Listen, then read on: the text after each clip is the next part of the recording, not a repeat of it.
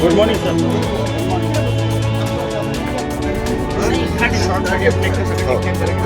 हो हो.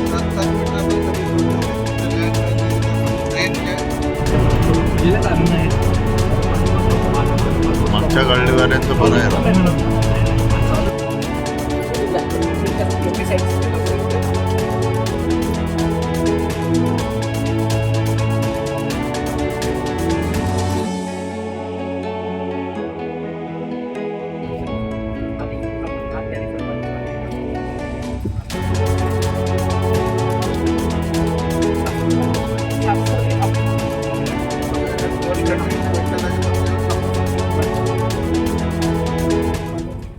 नमस्कार, मी प्रतिभा चंद्रन आणि तुम्ही बघत आहात नवराष्ट्र. आज नितीनजी गडकरींसोबत आपण पालखी महामार्ग जो आहे त्याच्या दौरा आहे, पाहणी दौरा.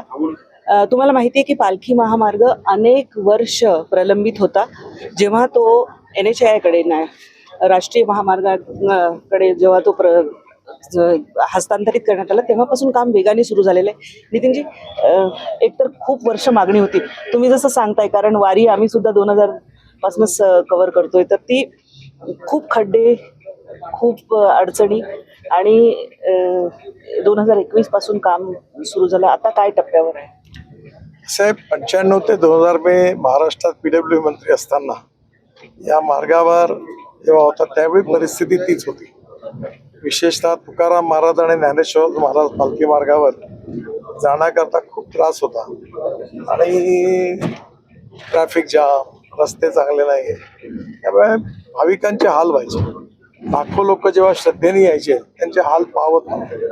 तेव्हापासून माझ्या मनात सातत्याने भावना होती की हा मार्ग झाला पाहिजे आणि ती करण्याची संधी मला मिळाली. हे माझं परम भाग्य आहे आणि म्हणून मी विशेषतः महाराष्ट्रातलीच नाही, जसं तुळजापूर, गाणगापूर, अक्कलकोट, माहूर अनेक ठिकाणी महाराष्ट्रातल्या जेवढे काही धार्मिक पर्यटनाची स्थळं आहेत त्या सगळ्यांना मी चांगल्या रस्त्याने जोडण्याचा प्रयत्न केला.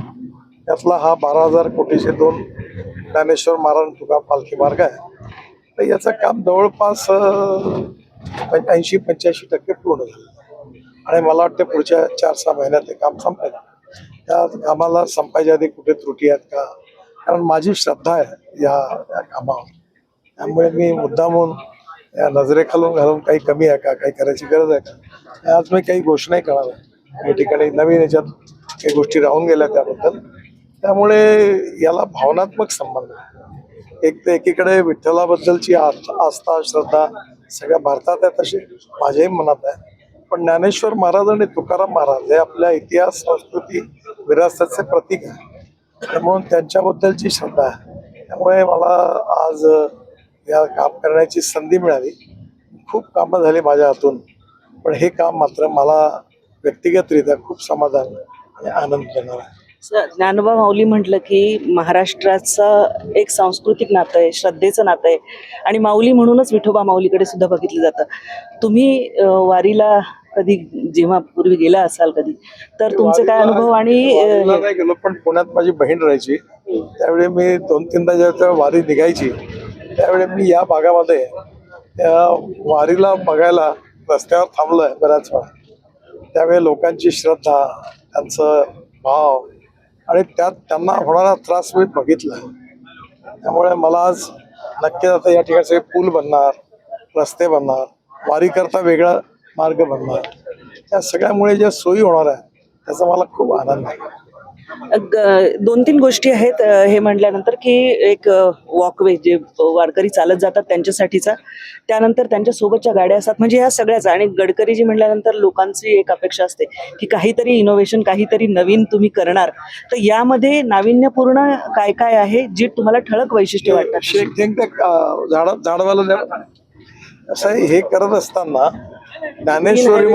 ज्ञानेश्वरीमध्ये ज्या वृक्षांचा उल्लेख आहे त्यामध्ये संत ज्ञानेश्वर महाराज पालखी मार्गामध्ये आम्ही 23,700 नवीन झाडं त्याला टॅगिंग केलं आहे.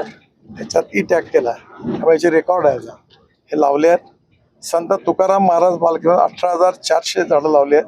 ही सगळी वड, पिंपळ, लिंबू, नाटक आणि याच्यामध्ये आम्ही झाडं जवळपास 500-600 झाडं ट्रान्सप्लांट केली आहे. आणि आता याच्या बाजूला जे थांबे आहेत, जागा ॲक्वायर्ड केल्या आहेत, ते महाराष्ट्र सरकारला तिथे रोड साईड ॲम्युनिटीजमध्ये आता पालखी थांबणार, लोक थांबणार, चहा पाणी नाश्ता किंवा आंघोळी करता येतील अशा प्रकारची व्यवस्था ते महाराष्ट्र सरकारने करायचं कबूल केलं आहे.